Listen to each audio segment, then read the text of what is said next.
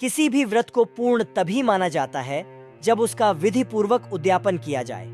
आज नवरात्रि का 8वां दिन है और कल रामनवमी के साथ ही नवरात्रि का 9 दिनों का यह पावन पर्व समाप्त हो जाएगा। नवरात्रि के आखिरी दिन हवन और कन्या पूजन करने के बाद नवरात्रि व्रत का उद्यापन किया जाता है। माना जाता है कि कन्याओं का देवियों की तरह आदर और सत्कार करने से माता दुर्गा प्रसन्न हो जाती है और अपने भक्तों को सुख समृद्धि का आशीर्वाद देती हैं। आज के इस लेख में हम आपको नवरात्रि व्रत उद्यापन की सरल और आसान विधि बताने जा रहे हैं। नवरात्रि में अष्टमी या नवमी के दिन हवन पूजन करके और कन्या पूजन करने के बाद व्रत का उद्यापन किया जाता है। कन्या पूजन में 2 से 10 वर्ष की आयु की 9 कन्याओं और एक छोटे बालक को भोजन कराया जाता है। कन्या पूजन में छोटी कन्याओं को माता और बालक बटुक भैरव का रूप माना जाता है। ऐसे करें नवरात्रि व्रत का उद्यापन। कुछ लोग अष्टमी के दिन कन्या पूजन करते हैं तो कई लोग नवमी के दिन कन्या पूजन करते हैं। ऐसे में अष्टमी या नवमी आप जिस भी कन्या पूजन करना चाहते हो उस दिन कन्या पूजन के लिए 9 कन्याओं और एक छोटे बालक को न्योता दें और भोग तैयार कर लें।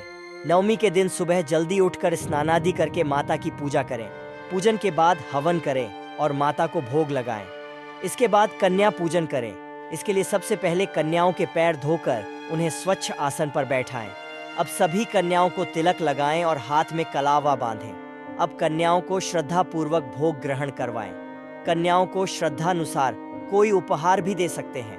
भोग ग्रहण करने के बाद कन्याओं के हाथ और पैर धुलवाएं। अब कन्याओं को दक्षिणा और प्रसाद देकर आशीर्वाद लें।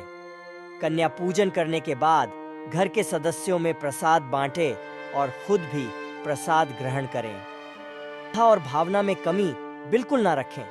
हर एक कन्या में साक्षात देवी माँ दुर्गा साक्षात है, ये पूर्ण विश्वास बनाए रखें। कन्याओं को बासी भोजन न कराएं और दक्षिणा व उपहार अवश्य दें। इनके साथ में 1 या 2 छोटे लड्डकों को भी गणेश भैरव के रूप में शामिल करना आवश्यक और उत्तम माना जाता है। अगर आपके लिए घर बुलाकर कन्याओं का पूजन कर पाना संभव न हो तो किसी मंदिर में अपनी यथाशक्ति अनुसार भोजन निकालकर दान कर सकते हैं। व्रत रखने वाले भक्त कन्याओं को भोजन कराने के बाद ही अपना व्रत खोलते हैं। कन्याओं को देवी माँ का स्वरूप माना जाता है। मान्यता है कि इस दिन कन्याओं को भोजन कराने से घर में सुख, शांति एवं संपन्नता आती है।